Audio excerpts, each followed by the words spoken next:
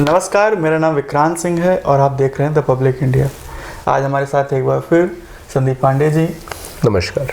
और आज हम सर से ये समझने की कोशिश करेंगे कि बीजेपी का ये कहना है कि अगर सपा सरकार में आती है तो ये गुंडे और भूमाफियों की सरकार बनेगी।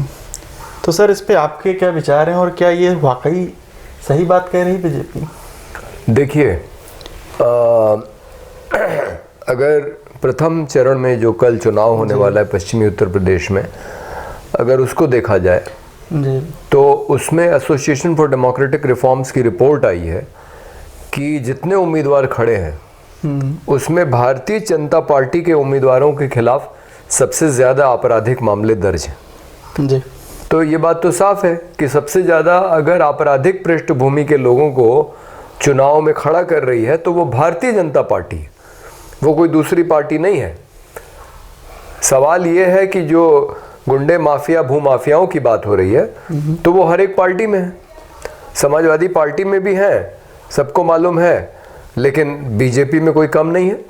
इवन अखिलेश का थोड़े दिन पहले ये भी कहना था कि बीजेपी में 99 का आंकड़ा छू लिया है जी, एक और कर लें तो पूरा 100 हो जाए उनकी संख्या। जी, अब वो तो मुझे नहीं मालूम, लेकिन भाई सबसे बड़ा जो भूमाफिया दबंग गुंडा भारतीय जनता पार्टी की सरकार में गृह राज्य मंत्री बना हुआ है, बिल्कुल टेनी मिश्रा, अजय मिश्रा टेनी, जिसके लड़के ने किसानों पे गाड़ी चढ़ा दी, मार डाला, मतलब नृशंस तरीके से, मतलब इससे ज्यादा क्रूर किसी की हत्या क्या हो सकती है।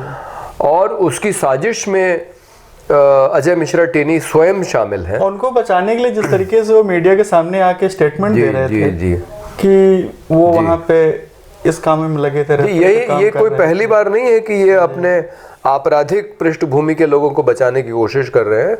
वो नाव के कुलदीप सेंगर को भी इन्होंने बचाने की कोशिश की, लेकिन जब इनको लगा कि नहीं, अब कुछ ज़्यादा ही उसकी वजह से पार्टी की छवि धूमिल हो रही है, तब उन्होंने उसको अपनी पार्टी से निकाला।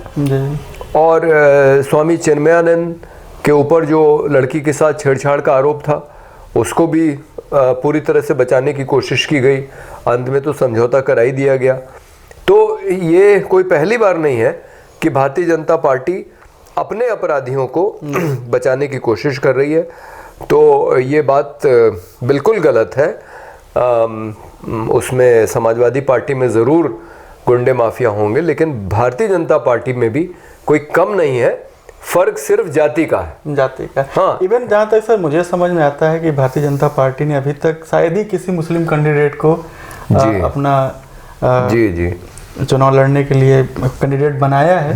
और इनके जितने भी भाषण होते हैं, चाहे अमित शाह जी हों चाहे मुख्यमंत्री जी हों, ये हमेशा जब अपराधियों को ठीक करने की बात करते हैं तो किसी एक जाति विशेष के लोगों को ठीक करने की बात करते हैं, उसमें एक जाति को छोड़ देते हैं। तो इस पे आपके क्या विचार? नहीं, आपकी बात बिल्कुल सही है। जब ये कहते हैं कि गुंडे माफिया इस तरह की जब बात ये करते हैं तो इनका इशारा होता है मुसलमानों की तरफ। आप देखिए किस तरह से योगी आदित्यनाथ ने चुन चुन के मुख्तार अंसारी, अतीक अहमद, आजम खान, और ये उस समय विकास दुबे को भूल जाते हैं। जी कि उनको भी, हाँ, मतलब जो अजय मिश्रा टेनी ने काम किया है, वो जो ये लोग कर रहे हैं उससे कैसे फ़र्क है मुझे मालूम नहीं।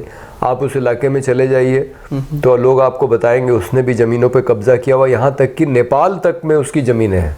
अजय मिश्रा टेनी की, क्योंकि उसका इलाका नेपाल सीमा से लगा हुआ है और उसके पास पेट्रोल पंप और तमाम कितनी संपत्ति है। और कई लोगों को उसने डरा धमका के वो इलाका छोड़ने को मजबूर किया है। तो भाई इसमें और बाकी लोगों में क्या फ़र्क है? लेकिन आप चुन चुन के मुसलमानों को आप निशाने पे ले रहे हैं और आप एक ऐसी छवि बनाने की कोशिश कर रहे हैं कि उन्हीं की वजह से सारी दिक्कत थी। जबकि गुंडे बदमाश जो हैं, ये सबको मालूम है कि उनकी न तो कोई जाति है न कोई धर्म है, और हर एक जाति धर्म में आपको एक से एक खूंखार लोग मिल जाएंगे। हाँ, लेकिन ये जो राजनीति कर रहे हैं ये पूरी तरह से सांप्रदायिक राजनीति। और इसका ताज़ा उदाहरण है कि जो कर्नाटक में अभी हाल में स्कूल में जी जिस तरीके से जय श्री राम के नारे लगते हुए रहे जी मुस्लिम, मतलब ये तो बड़े शर्म की बात है। चलिए आप जो है कब्रिस्तान और पाकिस्तान वगैरह की जो राजनीति करते हैं आप वोटों के बंटवारे के लिए, अब लोग भी समझ गए हैं, तो वहाँ तक तो ठीक है जी। लेकिन आप स्कूल कॉलेजों में बच्चों को लेके अगर राजनीति करने लगे तो ये और कहें कि हिजाब जो है वो आप वो धर्मनिरपेक्षता के सिद्धांत के खिलाफ है, तो मैं ये पूछना चाहूँगा कि सरदारों की पगड़ी, सरदारों का कड़ा, यानी जो 5 चीज़ें उनकी धर्म की निशानी है, कृपाण वगैरह, या जो अगर कोई बहुत धार्मिक हिंदू है टीका लगा रहा है, उसने चुटकी रखी हुई है जी। या कोई दूसरे धर्म को मानने वाला बौद्ध भिक्षु है, वो उसने भिक्षु के वस्त्र पहने हुए हैं, साधु है उसने गेरुआ रंग के वस्त्र पहने हुए हैं, तो तमाम लोग अपने धार्मिक प्रतीकों के साथ सार्वजनिक स्थलों पे रहते हैं। विधानसभा में, संसद में योगी जी खुद गेरुआ पहनते हैं, तो क्या आप कहेंगे कि विधानसभा में जब योगी जी आए तो वो पैंट बुशर्ट पहन के आए या कुर्ता पैजामा पहन के आए? क्या इस तरह का आप नियम बना सकते हैं? हिजाब को लेकर तो प्रियंका गांधी जी का भी ट्वीट आया है कि एक महिला को पूरा अधिकार होना चाहिए कि वो क्या, नहीं महिला ही नहीं, हर एक व्यक्ति को ये अधिकार है कि वो जिस तरह के कपड़े पहनना चाहे, आजादी होनी, वो उसकी आजादी है उसकी। बिल्कुल और ऐसी कोई इसमें आपत्तिजनक बात नहीं होनी चाहिए थी। ये बहुत शर्म की बात है कि कुछ लड़कों को प्रेरित किया गया है और वो केसरिया रंग के गमछे डाल के इसके विरोध में जा रहे हैं। और ये स्थिति अब इतनी बिगड़ गई है कि जो दलित बच्चे हैं वो फिर नीले रंग के गमछे डाल के गए, और वहाँ पे अगर ये जय श्री राम के नारे लगा रहे हैं तो वो जय भीम के नारे लगा रहे हैं। मतलब इन्होंने छात्रों तक को जाति और धर्म में बांट दिया और ये दूसरों पे आरोप लगाते हैं टुकड़े टुकड़े गैंग के। मुझे लगता है कि सबसे बड़ा जो टुकड़े टुकड़े गैंग है वो तो संघ परिवार है, जो इस देश को जातियों और धर्म में इस तरह से बांट रहा है जिस तरह से इस देश की आज़ादी के बाद कभी नहीं हुआ। एक बार इस देश का बंटवारा हो गया धर्म के नाम पे, उसके बाद हमने इस मुल्क को एक धर्मनिरपेक्ष मुल्क के रूप में गढ़ा। यहाँ तमाम जाति धर्म विचारों को मानने वाले लोग रहते हैं, लेकिन भारतीय जनता पार्टी और राष्ट्रीय स्वयंसेवक संघ इस देश को जिस रास्ते पे ले जा रहा है, तो इस देश के टुकड़े टुकड़े ही होंगे ऐसा दिखाई पड़ रहा है।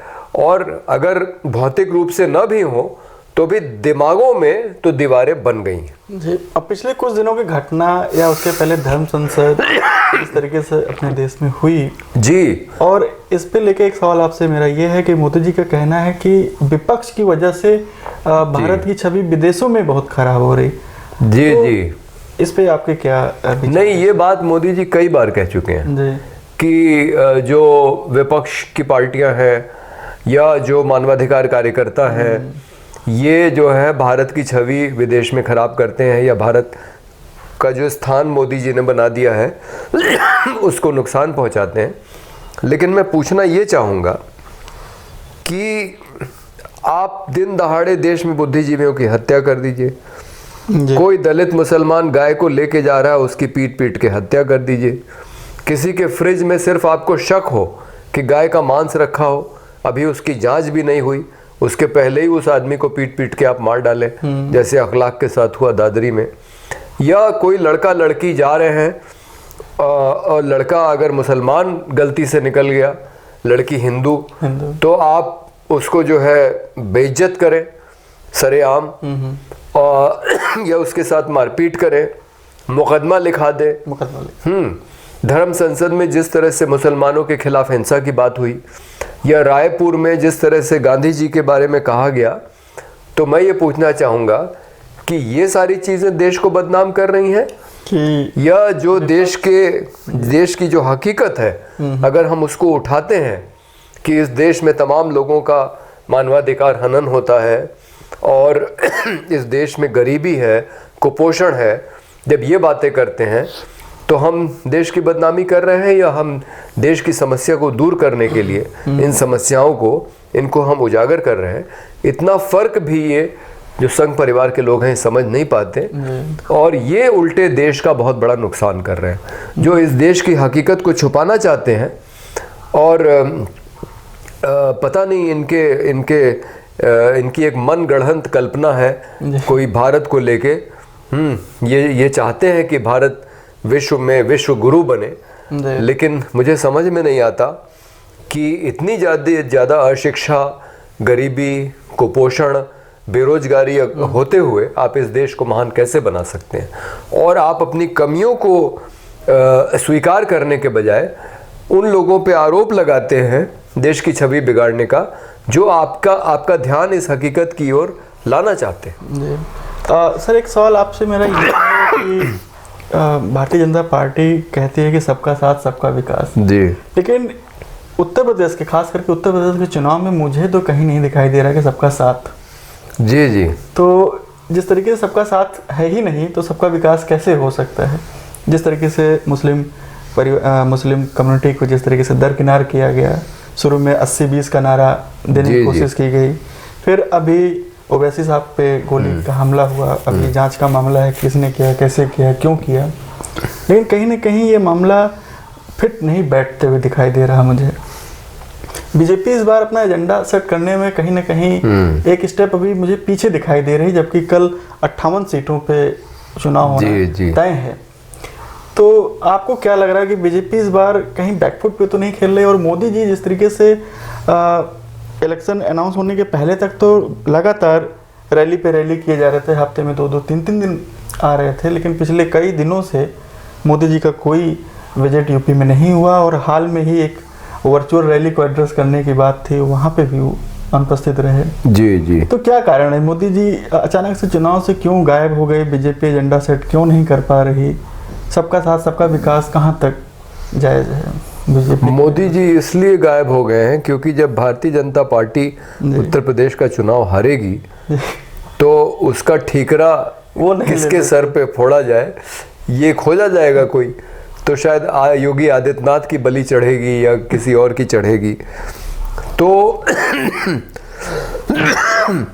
देखिए हकीकत यह है कि अब लोग तंग आ गए सांप्रदायिक राजनीति से। अरे भाई आप कितनी बार कब्रिस्तान की और शमशान की बात करेंगे, मतलब आप कितनी बार आप लव जिहाद की बात करेंगे? कितनी बार आप कितनी बार जो है बताएंगे कि समाजवादी पार्टी में सब गुंडे बदमाश माफिया? अरे भाई थे तो आपने 5 साल क्या किया है ना? वो अब योगी, पहले तो योगी कहते थे कि वो सब उत्तर प्रदेश से गायब हो गए, या तो जेल में चले गए हैं या फिर वो एनकाउंटर में मार दिए गए कब्रिस्तान में। अब वो कह रहे हैं कि नहीं वो तो बिल में घुसे हुए थे। तो वो कौन से बिल थे भाई? और आपका जो महोबा का एसपी है वो कौन से बिल में घुसा हुआ है? जो पाटीदार, जो एक हत्या में आरोपी है, आत्महत्या के लिए उकसाने के लिए एक व्यापारी को। तो ये जो है अब इन जनता को समझ में आ गया है, और इसीलिए आप देखिए कि योगी ओवैसी पे जो हमला हुआ उसकी कोई बहुत प्रतिक्रिया नहीं हुई, क्योंकि मुसलमान भी समझ रहा है कि ये कराया जा रहा है। भाई जिसने गोली चलाई वो खुलेआम कह रहा है कि मुझे ओवैसी की बात नहीं पसंद आई इसलिए मैंने गोली चलाई। तो क्या इस देश में अब सब लोग यही करेंगे कि अगर हमें आपकी बात पसंद नहीं आएगी तो गोली चला देंगे? तो ये एक लोकतंत्र है, यहाँ असहमति की गुंजाइश है, और ये जो संस्कृति भारतीय जनता पार्टी लाना चाह रही है कि कोई आपको पसंद नहीं है उसकी आप हत्या कर दें, उस पर आप हमला कर दें, उसको आप अपमानित करें, ये संस्कृति जो है ये नहीं चलने वाली है। लोगों को ये स्वीकार नहीं है और लोग इसको अस्वीकृत कर रहे हैं। मुझे लगता है कि ओवैसी ने जो कहा है उसकी तारीफ होनी चाहिए। उसने कहा है, क्योंकि अमित शाह अब संसद में कह चुके हैं कि ओवैसी को Z कैटेगरी सुरक्षा ले लेनी चाहिए। और ओवैसी ने क्या कहा? उसने कहा भैया तुम हमें Z कैटेगरी सुरक्षा न दो, A कैटेगरी का, मुझे A कैटेगरी का नागरिक बने रहने दो। तो ये सिर्फ बात ओवैसी की नहीं है। ओवैसी जब कह रहे हैं तो वो मुसलमानों की तरफ से कह रहे हैं कि मुसलमानों को आपने 2M दर्जे पे पहुंचा दिया है। और ये बात बिल्कुल आपकी सही है कि सबका साथ सबका विकास सिर्फ एक झूठा नारा है। हकीकत यह है कि मुसलमानों को, दलितों को, आदिवासियों को, महिलाओं को भी, देखिए भारतीय जनता पार्टी महिला सम्मान की बात करती है। और अब इनसे पूछा जाना चाहिए कि आपने स्वाति सिंह को चुनाव लड़ने का मौका क्यों नहीं दिया। और स्वाति सिंह को पिछले 5 साल से उन्होंने मंत्री बना कर जी जी, और महत्वपूर्ण मंत्री, हाँ महत्वपूर्ण मंत्री थी। अगर वो इनकम तो उनको 5 साल मंत्री बने क्यों नहीं दिया? जी नहीं, सबसे बड़ी बात है कि आपने उसका टिकट काट के उसके पति को आप चुनाव लड़ा रहे हैं। अमेठी में गरिमा सिंह का टिकट काट के आप संजय सिंह को लड़ा रहे हैं। तो आप कौन से महिला सम्मान की बात कर रहे हैं? आप महिलाओं की जगह उनके पति लोगों को आप चुनाव लड़ने का मौका दे रहे हैं, या पुरुष को आप मौका दे रहे हैं लड़ने का। तो ये जो बात है A कैटेगरी वाले नागरिक की, ये बहुत महत्वपूर्ण है इस देश में, और खास करके भारतीय जनता पार्टी की सरकार में। सवर्णों को छोड़ के कोई भी ये महसूस नहीं करता कि ये हमारी सरकार है। और इसीलिए देखिए इस बार पिछड़ा वर्ग में बहुत असंतोष है। 3 बड़े मंत्री भारतीय जनता पार्टी की सरकार छोड़ के समाजवादी पार्टी में शामिल हुए हैं। और भारतीय जनता पार्टी इस चुनाव को धार्मिक मुद्दे पे लड़ना चाहती है, जो 80-20 की आप बात कर रहे थे, और पिछड़ों ने कह दिया है कि ये चुनाव 85-15 पे होगा, 85-15 है ना। तो इसका शायद यही इनके लिए माकूल जवाब है, क्योंकि अगर आप लोगों को बांटने की राजनीति करेंगे तो लोग फिर दूसरे रास्ते ढूंढेंगे उसका जवाब ढूंढने के लिए। तो ये दिखाता है कि भारतीय जनता पार्टी ने जिन आदर्शों की वो बात करती है। अब देखिए ये सरकार ऐसी है जो शिक्षा को बहुत महत्व देती है। हाँ, ये बात दूसरी है कि मोदी जी की डिग्री संदिग्ध है, स्मृति ईरानी की डिग्री संदिग्ध है, इसमें बहुत सारे बड़े नेता ऐसे आपको मिल जाएंगे। लेकिन इन्होंने लॉकडाउन में तमाम स्कूल कॉलेज बंद रहे, अब हिजाब के नाम पे कर्नाटक के स्कूल कॉलेज बंद करवा दिए। तो आप एक तरफ बेटी पढ़ाओ की बात करते हैं और वही बेटी जब हिजाब पहन के आती है तो आप इसको स्कूल कॉलेज में घुसने नहीं देते हैं, स्कूल कॉलेज बंद करा देते हैं। ये दिखाता है कि इनका शिक्षा से कोई लेना देना नहीं है। ये तो बहुत खुश होंगे सारे स्कूल कॉलेज बंद हो जाए और लोग हिंदू मुसलमान के नाम पे बढ़ जाए ताकि इनकी राजनीति चलती रहे। चलते एक अंतिम सवाल आपसे कि बीजेपी का कहना है कि जाटों का वोट उन्हें मिलेगा। जहाँ तक मेरी समझ है कि बीजेपी कहते हैं कि हम किसी जाति धर्म समुदाय की बात नहीं करते। जी। तो वो जाटों के वोट को लेके इतना कॉन्शियस, इतना परेशान क्यों है? जी नहीं, ये बहुत अच्छा सवाल है आपका। और देखिए Bharatiya Janata party, Samajwadi party, Bahujan Samaj party पे आरोप लगाती है कि ये जातिवादी राजनीति करते हैं। लेकिन अब सवाल ये है कि पश्चिम उत्तर प्रदेश में जब किसान आंदोलन की वजह से जाट मुस्लिम की एकता कायम हो गई है, तब इनको अब जाट याद आ रहा है, किसान नहीं याद आ रहा है। किसान नहीं, है ना भाई? अगर आप जातिवाद के खिलाफ हैं तो आपको किसानों की बात करनी चाहिए कि किसान हमारे साथ आए, लेकिन किसान नहीं, ये जाटों की बात कर रहे हैं। तो ये दिखाता है कि किस तरह से जातिवाद की राजनीति ये भी करते हैं। और ये हकीकत है कि यदि भारतीय जनता पार्टी ने, क्योंकि देखिए सिर्फ सवर्णों के वोट पे आप इस देश में सरकार नहीं बना सकते। उनका प्रतिशत जो कहा जा रहा है 85-15, तो 15% सवर्णों को बताया जा रहा है।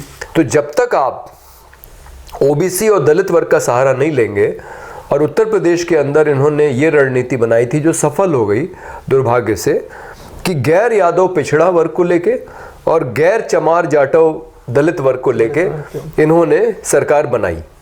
बहुत सारे इन वर्गों के नेताओं को भारतीय जनता पार्टी में शामिल किया, और या तो शामिल किया या उनके साथ गठबंधन किया, फिर इनकी सरकार बनी। तो ये दिखाता है कि आप भी उतनी ही जातिवादी राजनीति करते हैं जितने दूसरे लोग करते हैं। बहुत बहुत शुक्रिया सर, आप हमारे साथ जुड़ने के लिए, और बहुत बहुत शुक्रिया। नमस्कार। धन्यवाद।